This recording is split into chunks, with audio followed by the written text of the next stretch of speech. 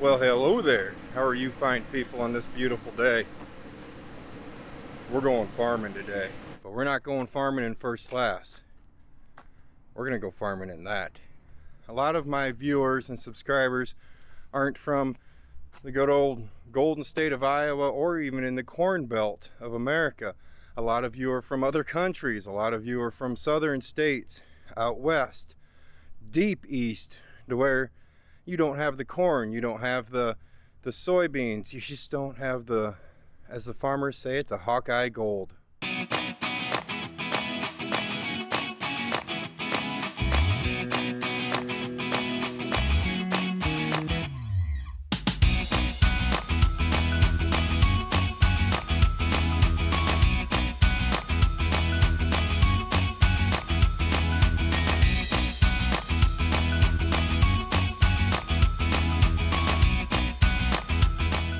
But no, I'm not going to be driving it.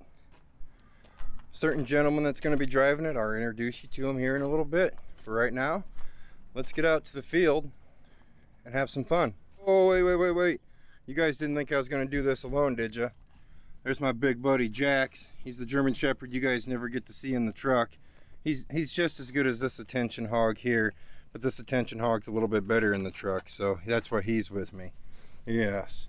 Okay, now we need to get going.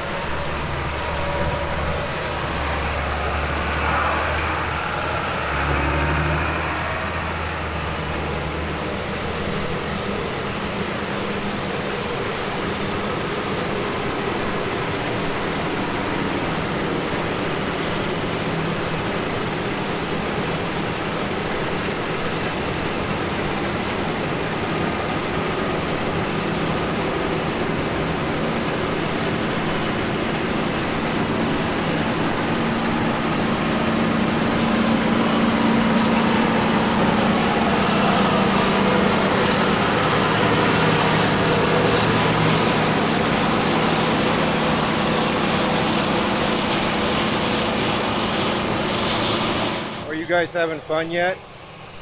I know I am. You know, I just got done having a very long conversation with the gentleman that owns this property. It's the American farmers. I mean, they just amaze me. They always will amaze me. And we were discussing how Iowa's just where it's at. Why we love living in Iowa.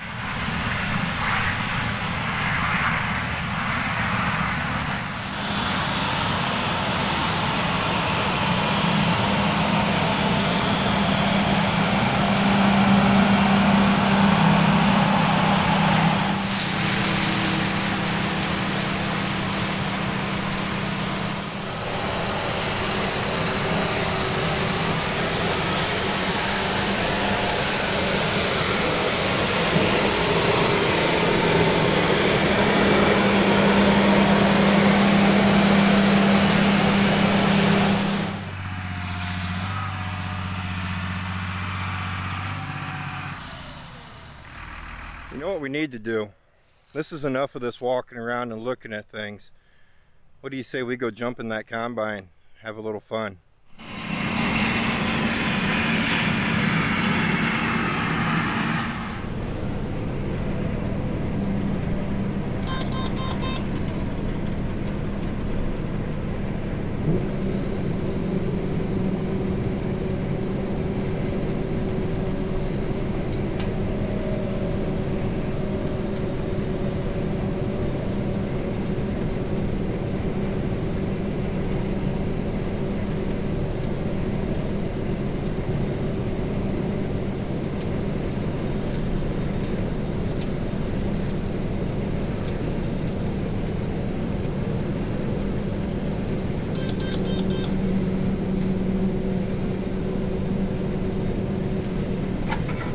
Okay.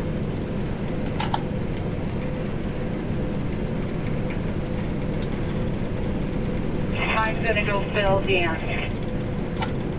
Sounds good. You got enough, Renee?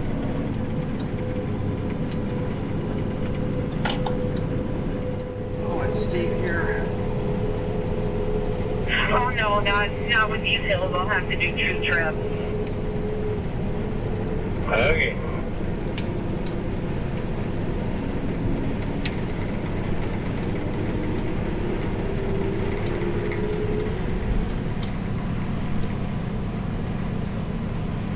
I usually don't dump every time, but I do now because it's I was gonna say. it's hard to climb some of these hills with a tank full of grain.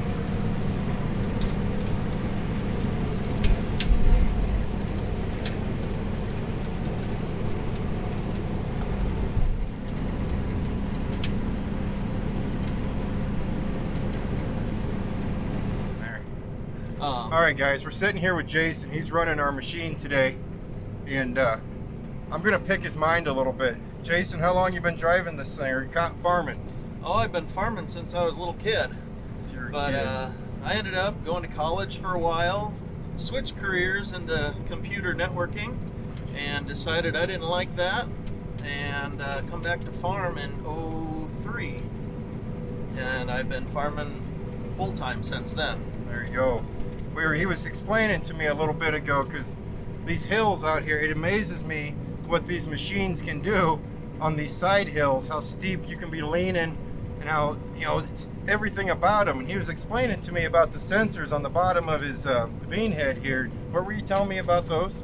There's 3 sensors on the bottom, 1 on each side, and 1 that takes care of everything in the middle. The one in the middle actually is triggered by multiple places in the middle of the head.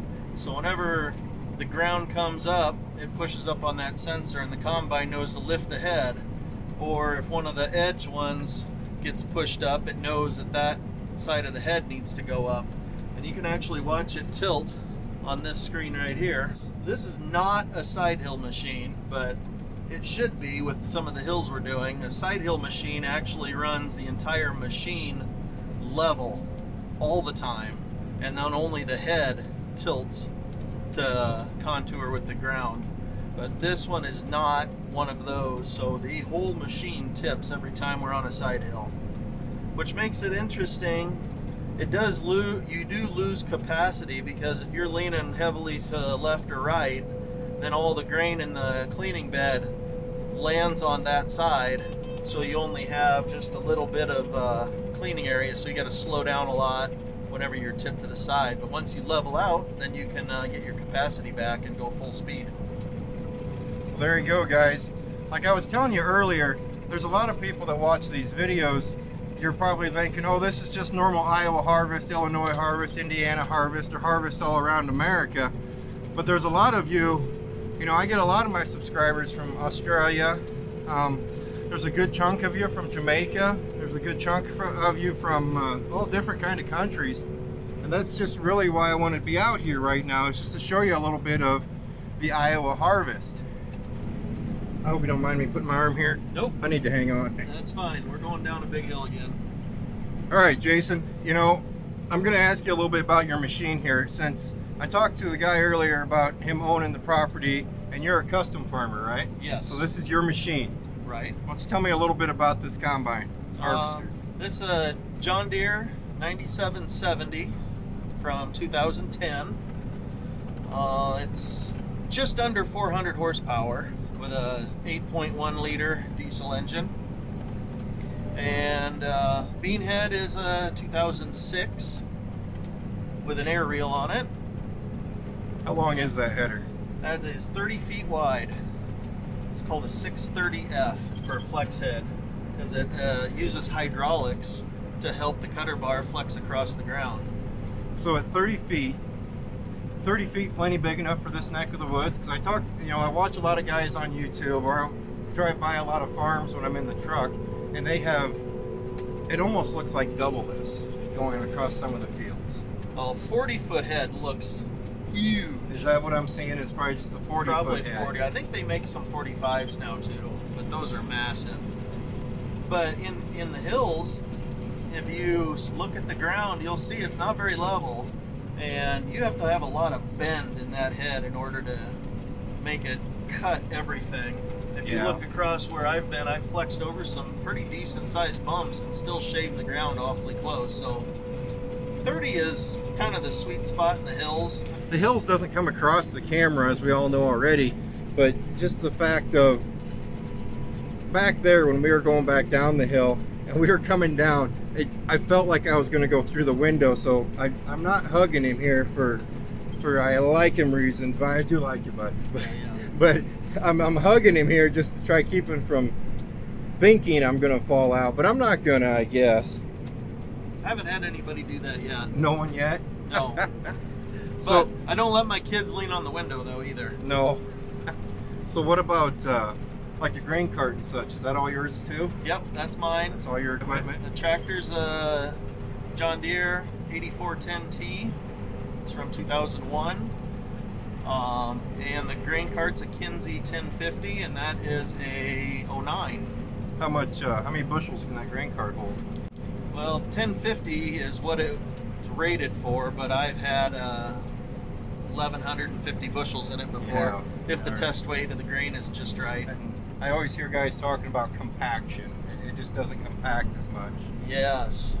And when I went to purchase that was a big consideration, was compaction.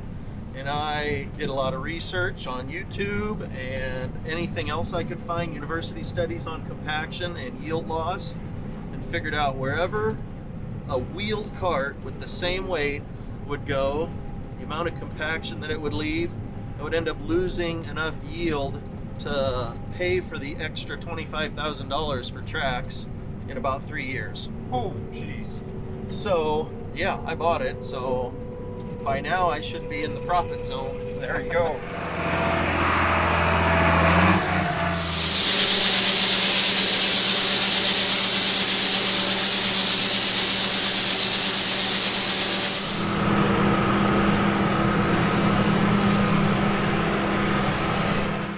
That was fun. But right now, guys, I got to go introduce you to Farmer Dan, the guy that's driving that big red Peterbilt. So I know you guys all want to see the trucks. Let's run over there and see if we can find him on the other side of the field. Hi, babies. I'm sorry. I was gone for a little bit. Come on out. There. You got all this to run around. Opie, I know I got to get you on camera, or people yell at me that I don't get you on camera.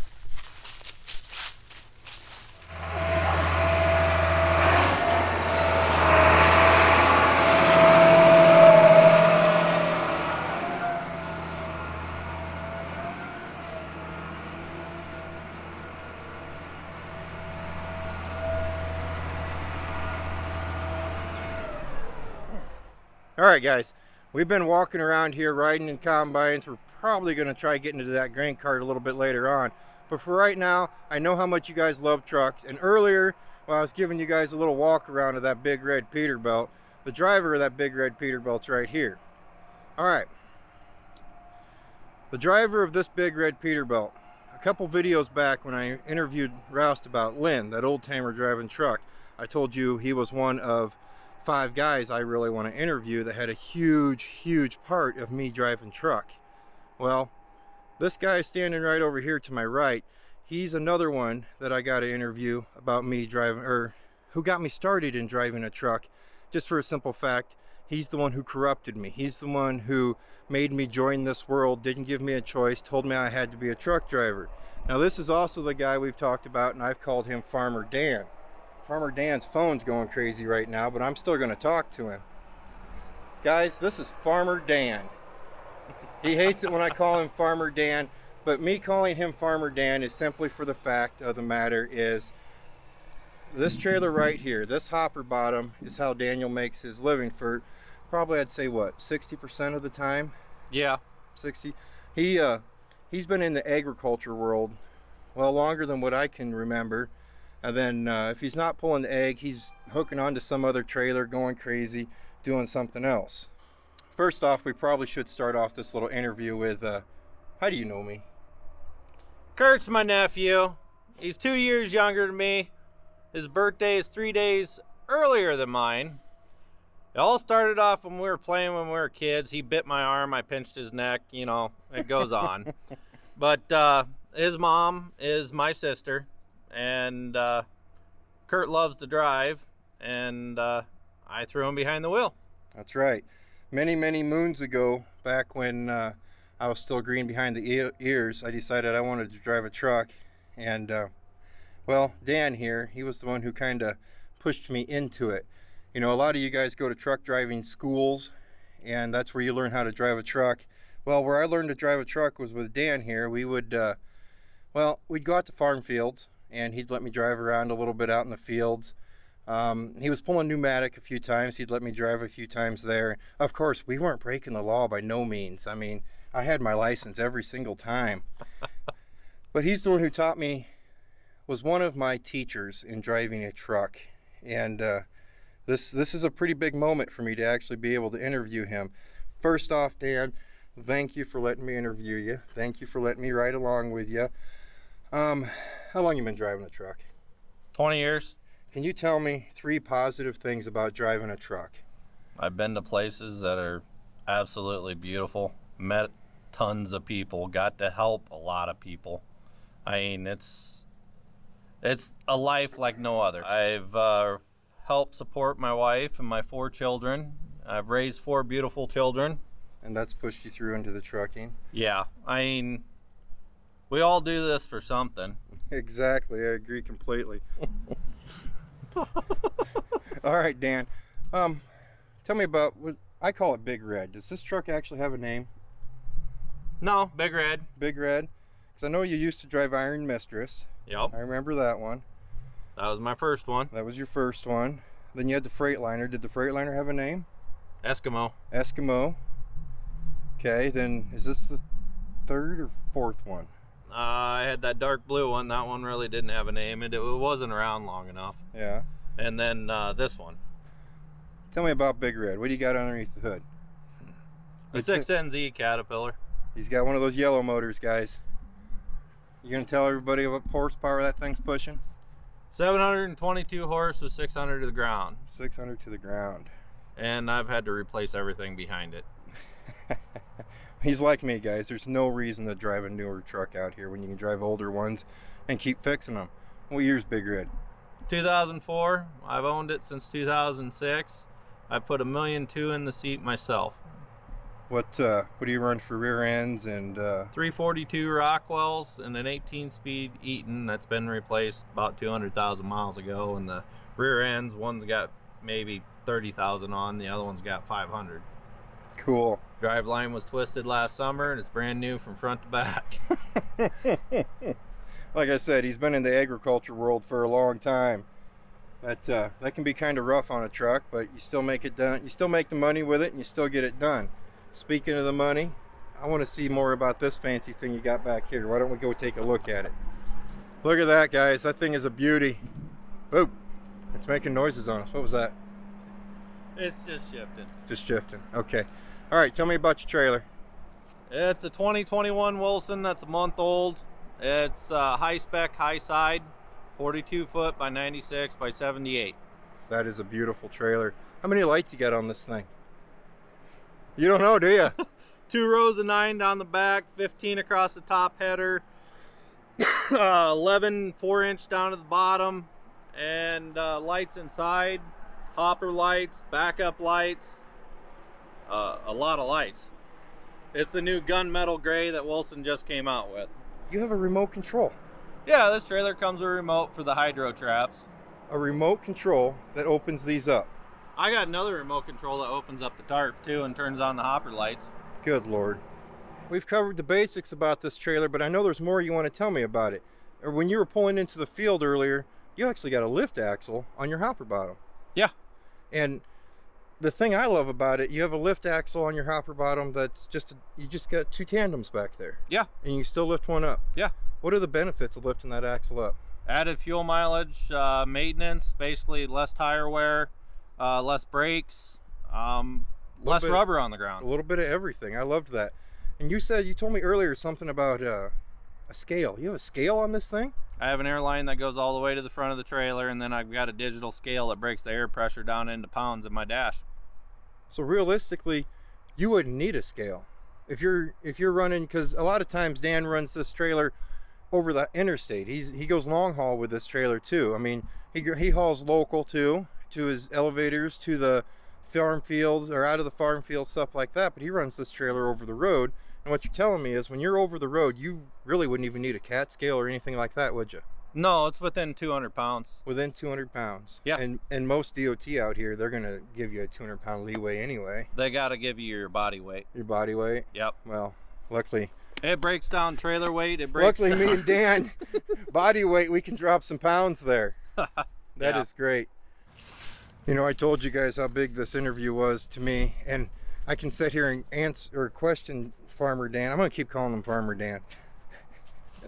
I can sit here and keep asking him questions and talking to him all the time, but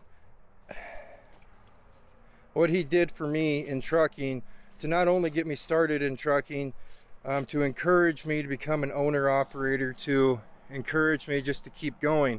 And when I was learning to become a truck driver, learn how to drive a truck, and Daniel was taking me out into the fields to drive a truck, you know, I will always remember my grandpa. He's no longer with us.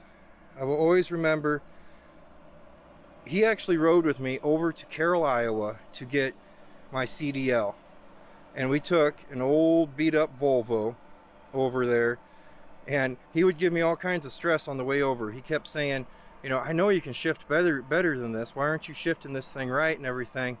And then we got done with the test, and then I left there, and I shifted like what I would normally shift. And you guys have always commented on my, I don't know, how do you say, gentleness of shifting a truck. You guys have always commented on that, and that stems all the way back to my grandpa riding with me a few times, and Farmer here, Farmer Dan here, showing me the P's and Q's of driving a truck. But we've already talked for too long. I say we jump into Big Red here and we go play around on the roads, maybe go see the elevator, get rid of some of these beans. Yeah, that here in sound a little good? bit. Alrighty, we'll be back with you here in a little bit.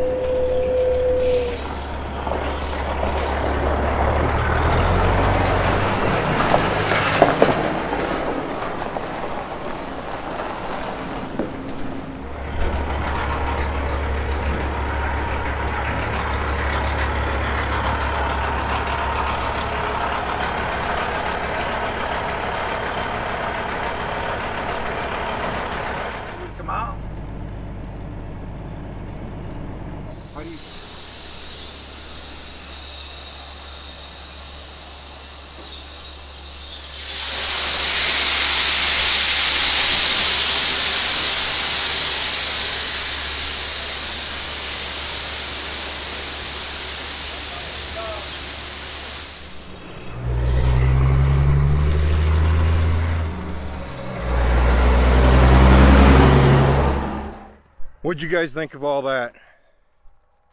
Impressive, right? Farming in America. Farming in Iowa, let's put it that way. Farming in Iowa. I want to thank everybody that let me run around with him out here today. Jason let me run around in his combine. We didn't get the chance to interview the gentleman that actually owns the ground here. We didn't get a chance to interview Jason's wife in the grain cart there. But I want to thank you guys for letting me be part of your harvest, to be part of Iowa Harvest. And as for Farmer Dan, I love you, man. Thank you for everything you've done for me in the trucking world.